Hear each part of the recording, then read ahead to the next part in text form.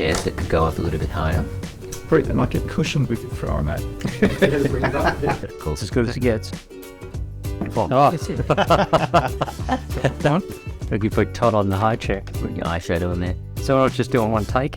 I'm Dean Taylor. I'm the sector lead for the international team at Beca HunterH2O, and I've coming up to nearly 40 years in the water industry. What hasn't fallen out, it's gone grey now. It's been around for a while. Chris Conway, the technical director of water with Beca HunterH2O, and I'm similar. I've got 40 odd years of experience in the water industry. Todd Trench, representing the electrical group for Beca HunterH2O, and I'm a senior electrical engineer, having been here 16 years. The project that comes to mind that's really helped people out is our water quality improvement project in AWA. So for the first time in living memory for most people, we've got clean water. We had a short time frame in which to make it, following on from the cyclone and tsunami that hit Tonga. We only had basically a couple of months before we had to have the equipment ready to go. And then we had delays when all the equipment arrived. So we had, instead of a month or more, we had 2.5 weeks in which to build a whole treatment plant. The whole community got involved in helping us build it. We met with a lot of the village people. It was confronting.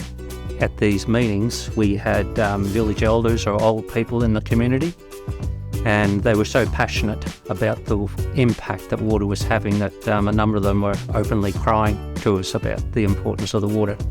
So when you get confronted by that, you think, as an engineer who can make a difference, you really need to do some good work. Never seen anything done so fast in all my life. Todd was the entertainment expert, keeping the locals entertained. We were so grateful for what we were doing over there. We were sort of like mini rock stars, driving down the street, and we'd be getting cheers and hoys and calling out.